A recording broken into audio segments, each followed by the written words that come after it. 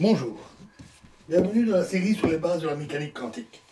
Donc l'expérience précédente supposait que l'impulsion de la particule est connue avec précision avant de faire la mesure et qu'on mesure ensuite la position. On trouve alors que la mesure ne donne pas seulement une détermination imprécise de la position, mais qu'elle introduit aussi une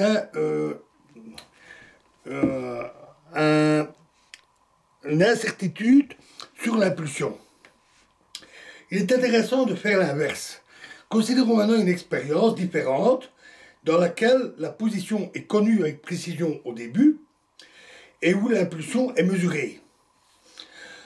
Nous verrons que la mesure ne donne pas seulement une indétermination quelque peu imprécise de l'impulsion, mais introduit aussi une incertitude sur la position. Donc nous supposons que la particule est un atome dans un état excité et qui donnera un photon de fréquence nu0 connu si l'atome est au repos.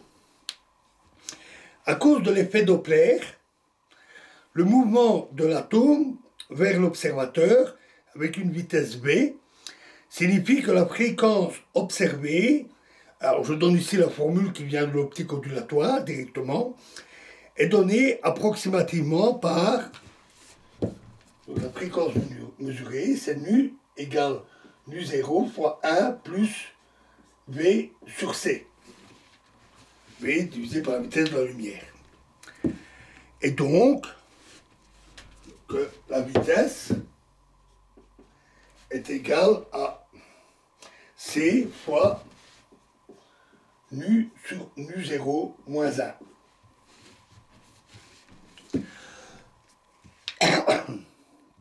Une mesure précise de l'impulsion mv par mesure de la fréquence nu nécessite un temps relativement long, tau.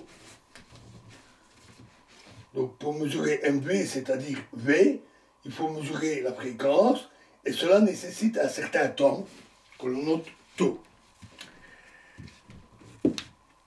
L'erreur minimale dans la mesure de la fréquence nu est de l'ordre de delta nu, l'incertitude sur la fréquence, est de l'ordre de 1 sur tau.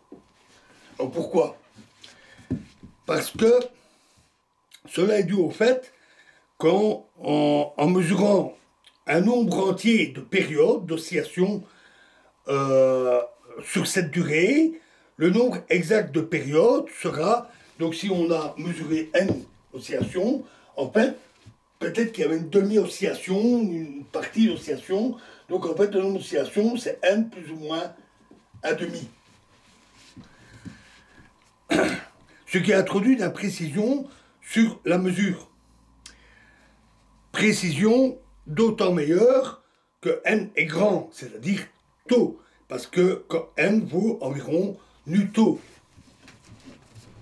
N c'est égal à la fréquence fois le temps de mesure.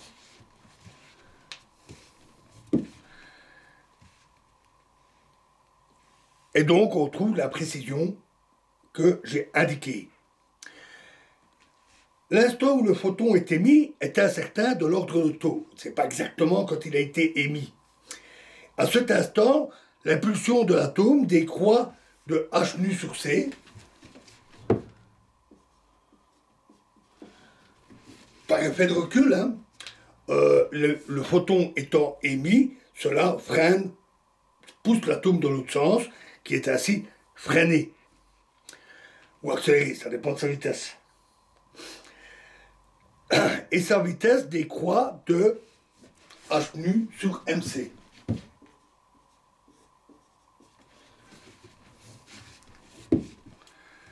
Cela rend la position de l'atome incertaine de la quantité delta x égale h nu tau sur mc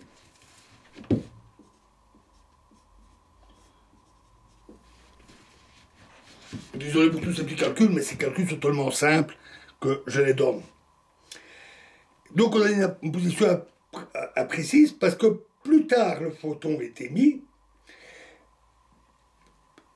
plus longtemps,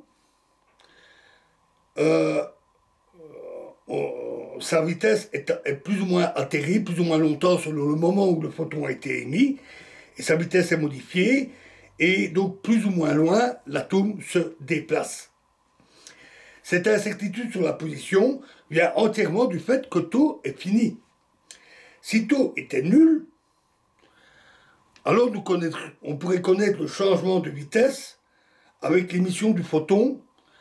On pourrait toujours savoir exactement où l'atome se trouve à chaque instant. Oui, mais tau nul ne permet pas la mesure de la fréquence et donc de l'impulsion par effet Doppler. C'est la valeur finie de tau qui nous empêche de connaître quand la vitesse a changé et donc où l'atome s'est déplacé un peu plus tard. L'incertitude sur l'impulsion est donnée par celle sur la fréquence delta P, sur la vitesse par exemple. Delta P, c'est M fois delta V. C'est-à-dire MC delta nu sur nu 0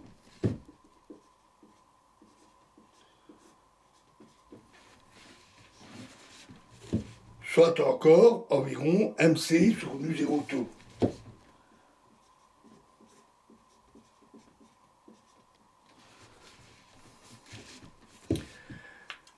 Dans le canon relativiste considéré ici, où V sur C est très petit par rapport à 1, la vitesse de l'atome est très petit par rapport à la vitesse de la lumière, on a que nu est environ égal à nu 0, et donc en combinant toutes ces relations, on trouve la relation pour le minimum d'incertitude, delta P fois delta X supérieur ou égal à H. Et donc on retrouve à nouveau la même limitation dans la mesure des particules. Voilà assez pour ces exemples de différentes mesures qui donnent toujours ces incertitudes. Dans la prochaine vidéo, on va réfléchir un peu plus profondément à cet aspect curieux qui fait qu'on n'arrive pas à avoir des meilleures précisions dans les mesures. Et on va réfléchir à la relation qui existe entre les ondes et ces incertitudes. Je vous remercie.